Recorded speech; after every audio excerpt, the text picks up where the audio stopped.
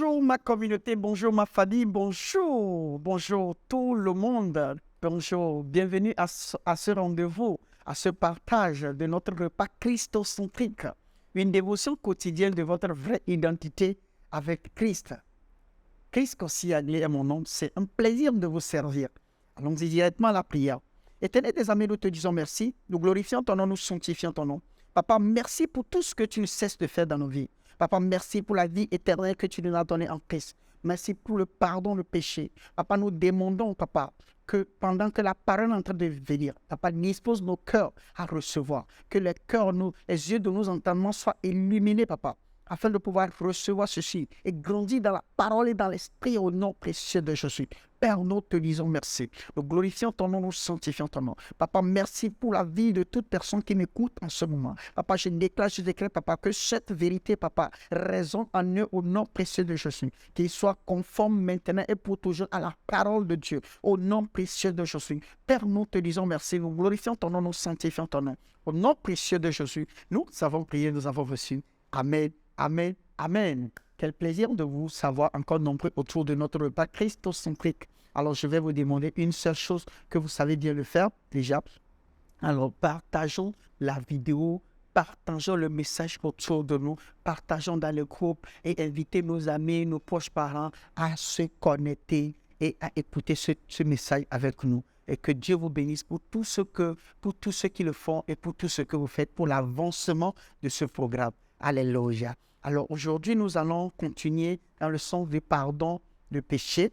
Et aujourd'hui, le sous-thème va être le pardon des péchés dans le Nouveau Testament. Hier, nous avons vu le pardon des péchés dans l'Ancien Testament et les 4 évangiles. Et nous avons vu que dans l'Ancien Testament et les 4 évangiles, nous avons vu que quoi? Il fallait que c'est l'homme qui a enclenché le processus du pardon des péchés. Autrement dit, c'est l'homme qui va vers Dieu et qui demande pardon, pas des offrandes, pas des prières, pas des supplications. Alléluia. Mais aujourd'hui, dans le Nouveau Testament, nous voyons que quoi? C'est Dieu qui fait le chemin contraire, c'est Dieu qui vient vers nous, puis nous pardonne nos péchés à travers qui? Le Seigneur Jésus-Christ. Alors, nous allons voir ça proprement aujourd'hui ici, et spécialement dans le livre des Actes et les Épîtres. Le mot pardon ou rémission de péché, c'est-à-dire le mot pardon ou rémission, signifie renvoyer votre péché. Ok, pardon ou rémission, ça veut dire renvoyer votre péché. Acte 10, verset 38. Vous savez comment Dieu a oint du Saint-Esprit et de force Jésus de Nazareth, qui allait de lieu en lieu, faisait du bien et guérissant tous ceux qui étaient sous l'empire du diable, car Dieu était avec lui. Verset 39. Nous sommes témoins de tout ce qu'il a fait dans le pays des Juifs et à Jérusalem. Ils l'ont tué en le pendant au bois. Verset 40. Dieu l'a ressuscité le 3e jour et il a permis qu'il apparût.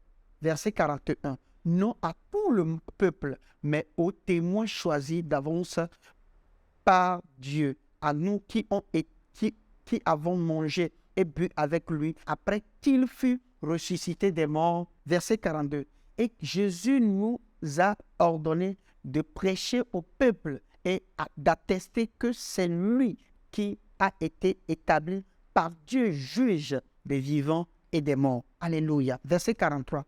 Tous les prophètes rendent de lui le témoignage que quiconque croit en lui reçoit par son nom le pardon des péchés. Dans le verset 40 et 41, nous lisons comment Jésus est ressuscité des morts. Alléluia. Quiconque croit en lui recevra la rémission des péchés. Voici une différence notable avec ce qui a été vu sous l'Ancien Testament. Donc, ça veut dire que quoi? Ici, c'est Jésus qui est quoi? C'est-à-dire quand nous croyons en Jésus, nos péchés vont être pardonnés. Qu'importe ce que, et quels que soient nos péchés, quelqu'un qui croit en Jésus, ses péchés sont pardonnés. Alors que dans l'Ancien Testament et les 4 évangiles, il fallait que quoi? Dieu paye, quelque chose. Il fallait que je prie et je demande pardon. Il fallait que je pose une action. Alléluia. Mais ici, nous voyons qu'il n'y a pas d'action à poser. Il y a que la foi en Christ pour que le pardon des péchés soit donné. Alléluia. Acte 13, 38. Sachez donc, hommes, frères, que c'est par lui que le pardon des péchés vous est annoncé. Alors, vous savez, donc avec acte 13, verset 38, donc nous savons que c'est par lui que le pardon des péchés a été nous a été annoncé. Le pardon des péchés est prêché. Le pardon des péchés est prêché. Donc, pour avoir le pardon des péchés, nous avons dit le pardon des péchés se trouve dans quoi? Dans l'évangile. Et donc, pour que le pardon des péchés soit donné, il fallait qu'on prêche l'évangile. Et c'est cet évangile-là maintenant, dans cet évangile-là maintenant, que le pardon des péchés est vu. Alléluia. Le pardon des péchés est prêché. Ainsi, pour qu'un homme reçoive le pardon de ses péchés, sous la nouvelle alliance, il croira ce message qui lui est prêché. Autrement dit, si cette personne croit au message qui a été prêché, alors le péché a été pardonné. Et tenez-vous bien, ce péché qui vous a été pardonné sous la nouvelle alliance a été pardonné éternellement. Je répète, a été pardonné éternellement. Alors que sous l'Ancien Testament et dans les 4 évangiles, le pardon des péchés se faisait juste momentané. Donc, vous faites quelque chose, vous pardonnez, et donc, à la chose suivante, vous pardonnez encore, et ainsi de suite. Mais dans la nouvelle alliance, une fois que le pardon des péchés vous est donné, par le fait que vous acceptez l'évangile, qu'est-ce qui se passe? Vous recevez ce pardon-là éternellement. Acte 16, verset 15. Lorsqu'elle eut été baptisée avec sa famille, elle nous fit cette demande. Si vous me jugez fidèle au Seigneur, entrez dans ma maison et demeurez-y. Et elle nous pressa par ses instances. Verset 16. Comme nous allions au lieu de prière, une servante qui avait un esprit de python, qui en devenait procurait un grand profit à ses maîtres, elle vint au-devant de nous, verset 17, et se mit à nous dire, à nous suivre. Paul et nous, elle criait, ces hommes sont les serviteurs du Dieu très haut, et ils vous annoncent la voie du salut. Alléluia. Verset 18, elle fit cela pendant plusieurs jours. Paul, fatigué, se retourna et dit à l'esprit, je t'ordonne au nom de Jésus de sortir d'elle. Et il sortit alors même. Alléluia. Alors vous allez voir que c'est une histoire d'une dame quand Paul et les disciples étaient en train de prêcher. Et cette dame-là est possédée par l'esprit de Python. Alors donc cet esprit-là, il voit effectivement ce qu'elle était en train de dire était vrai. Donc ça veut dire que ce n'est pas parce que la personne, vous rencontrez quelqu'un qui vous dit tout sur vous, qui vous parle vrai, qui vous dit des choses, qui fait des révélations sur vous, que vous allez penser que c'est l'esprit de Dieu. Non, il y a beaucoup d'esprits qui peuvent faire ça. Alléluia. Donc, ce n'est pas une preuve. Donc, cette dame-là, vous avez vu que plusieurs jours, si c'est aujourd'hui, vous allez voir que les gens vont dire que cette dame même est plus point que est plus un que quoi, Paul et les autres disciples. Mais à un moment donné, Paul a su que non, cet esprit qu'elle est en train d'utiliser, ce n'était pas l'esprit de Dieu. Et donc, Paul a fait quoi? A demandé, a ordonné à cet esprit de quitter son corps. Et au même moment, à l'instant même, l'esprit a quitté. Alléluia. Donc, si vous voulez, lisez tout et vous allez voir l'histoire. Afin qu'ils reçoivent le pardon des péchés. Le pardon des péchés est reçu par la foi en l'évangile. Donc, ça veut dire que quoi? Paul et les autres disciples allaient pour prêcher l'évangile. Pourquoi? Pour que les gens puissent recevoir le pardon des péchés. Donc, le pardon des péchés est prêché. Donc, nous ne pouvons pas dire que vous voulez que les péchés des gens soient pardonnés et vous refusez de prêcher. Donc, quand vous allez vous prêcher, nous prêchons, c'est que nous faisons quoi? Nous prêchons pour que les gens soient libérés de leurs péchés. Nous rentrons maintenant dans les épîtres. Romains 4, verset 7. Heureux ceux dont les iniquités sont pardonnées et dont les péchés sont couverts. Verset 8. Heureux l'homme à qui le Seigneur n'impute pas son péché. La loi accusera le péché, mais la foi n'impute pas le péché. Alléluia. La foi en l'évangile déclare un homme juste. Alléluia. 2 Corinthiens 5, verset 17. Si quelqu'un est en Christ, il est une nouvelle créature. Les choses anciennes sont passées. Voici, toutes choses sont devenues nouvelles. verset 18. Et tout cela vient de Dieu qui nous a réconciliés avec lui par Christ et qui nous a donné le ministère de réconciliation. Alléluia. Verset 19. Car Dieu était en Christ réconciliant le monde avec lui-même en n'imputant point aux hommes leurs offenses. Et il a mis en nous la parole de la réconciliation. Alléluia. Donc, ça veut dire que quand nous allons pour prêcher, nous n'allons pas pour condamner des gens, non, nous allons pour leur donner la bonne nouvelle qu'ils ont été libérés de leur péché il y a de cela plus de 2000 ans et plus. Alléluia. Alors, et donc, nous allons réconcilier l'humanité avec Dieu. Dieu en Christ n'impute pas les péchés. Donc, nous ne sommes pas en train d'aller dire aux gens combien de fois ils sont des pécheurs, combien ils sont des pécheurs et les répéter comme beaucoup de pasteurs qui le font. Au lieu de prêcher cette bonne nouvelle, ils rappellent toujours aux gens comment ils sont des pécheurs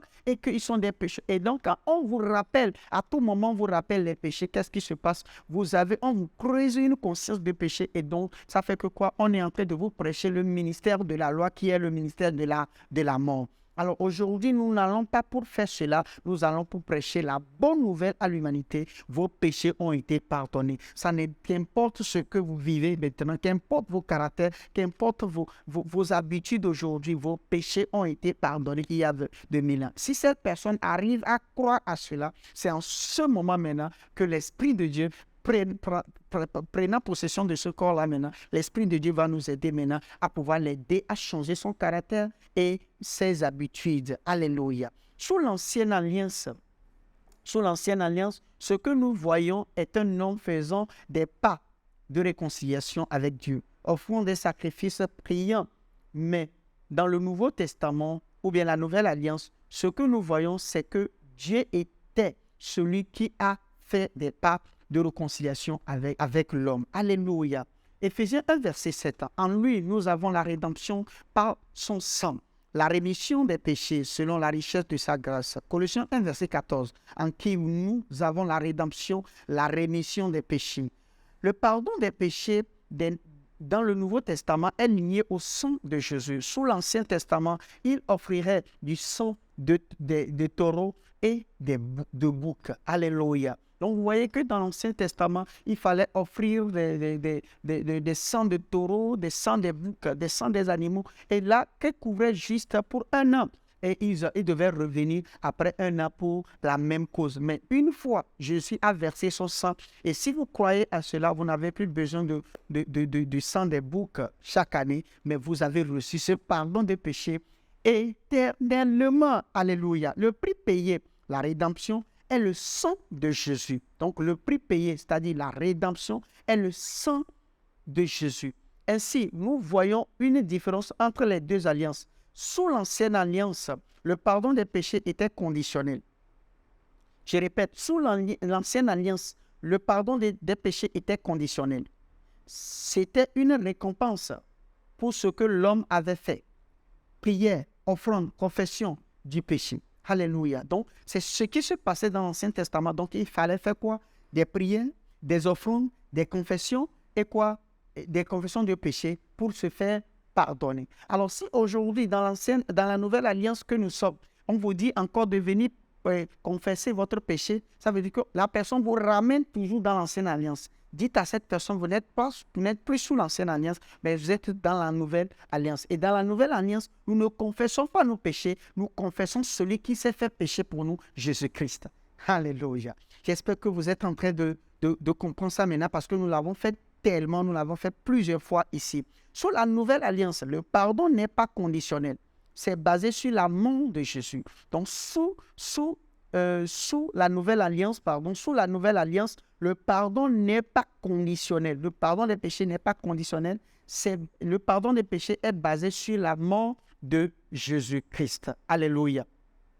Cette connaissance est si importante parce que beaucoup prennent encore des exemples des 4 évangiles et de l'Ancien Testament et les utilisent pour prêcher aux gens d'être sauvés.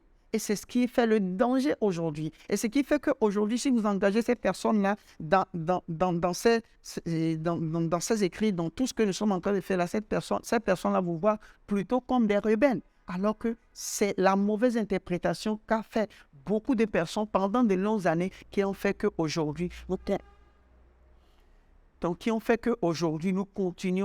nous continuons pas à dire de n'importe quoi pendant que nous continuons pas à prêcher comme si Jésus n'était pas encore là, comme si ce que Jésus est venu faire a été nul, a été inutile. Alléluia.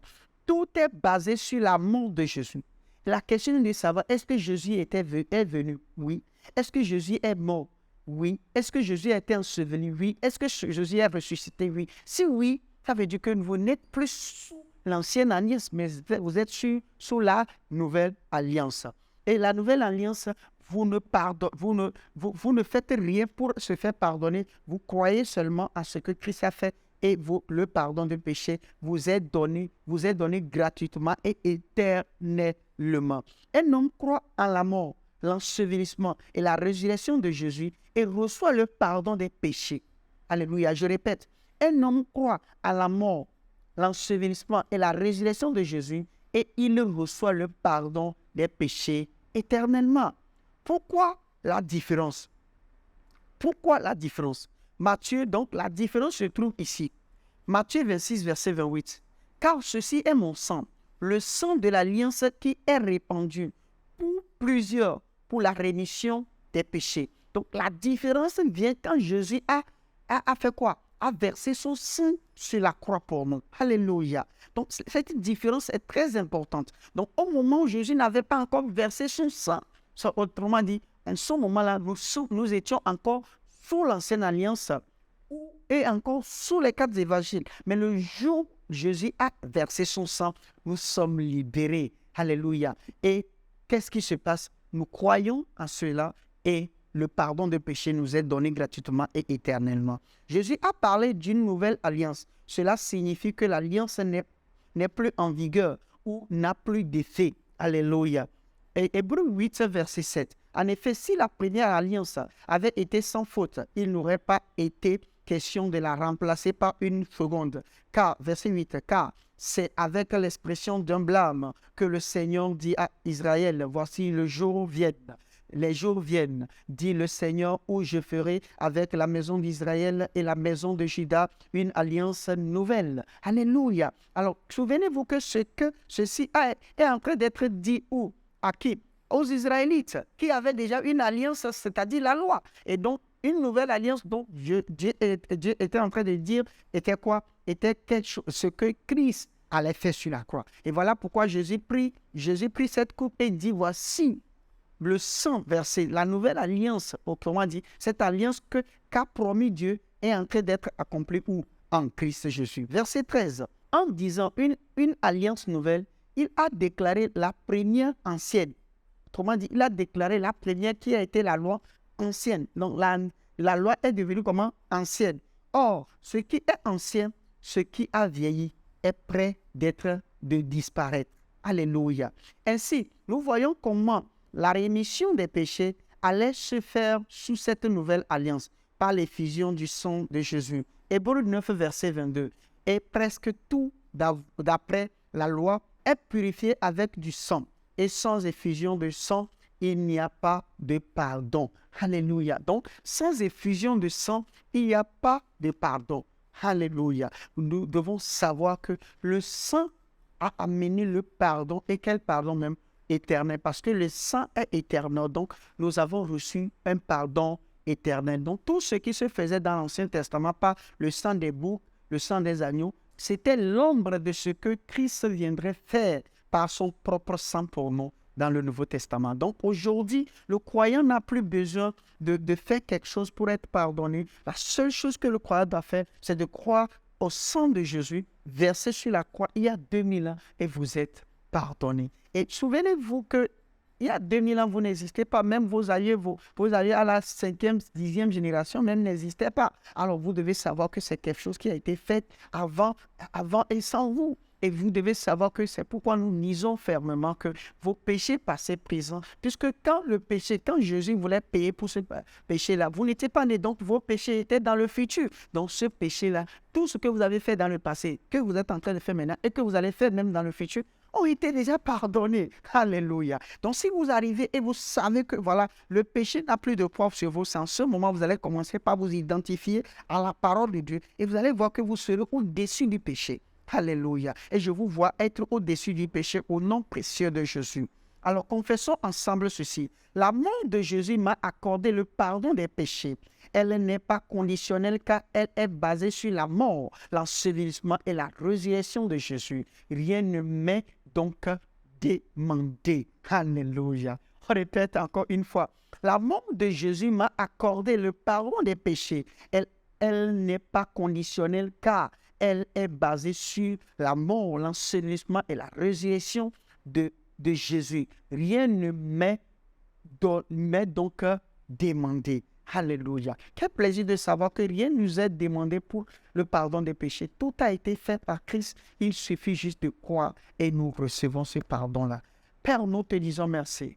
Par cette instance, papa, par cette intensité de communication, par cette intensité de partage de la parole que nous sommes en train de faire, papa. Toute personne qui nous écoute, papa, que cette personne arrive à cette pleine réalité et vérité au nom précieux de Jésus. Papa, que nous vivons selon cette réalité au nom précieux de Jésus. Papa, aujourd'hui, le péché n'a plus d'emprise sur moi parce que le péché a été pardonné. Nos péchés ont été pardonnés. Papa, nous ne sommes plus sur l'esclavage du péché, papa. Nous ne sommes plus sur l'esclavage du péché. Nos péchés ont été pardonné.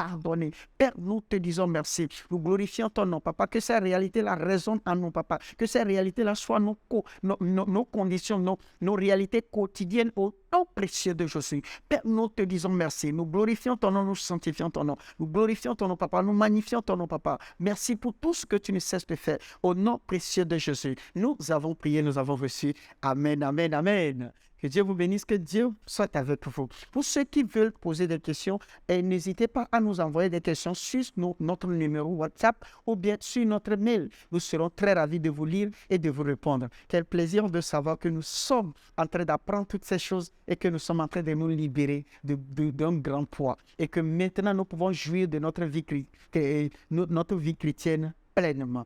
Alors, tout en espérant vous voir demain sur la même plateforme, sur la même heure. À la même heure, n'oubliez pas, je suis Chris Koscielny, votre serviteur. Je vous dis, le royaume des cieux est en puissance. Amen, amen, amen. Que Dieu vous bénisse, que la main de Dieu soit sur vous. Passez une très bonne journée. Je vous aime. Hello, I hope you have been blessed by that wonderful message. The Bible says, man shall not live by bread alone, but by every word of God. For you to grow spiritually, you need to hear, study, and meditate on the word. You need to not only hear, but to also read and see. And that is why you need the Christocentric meal. To order this life-changing book and other titles, DVDs, and CDs by Dr. Abel Damina, call the number or email the address on the screen. This is a book that reveals to you who you are in Christ, what you have in Christ, and what Christ can do through you.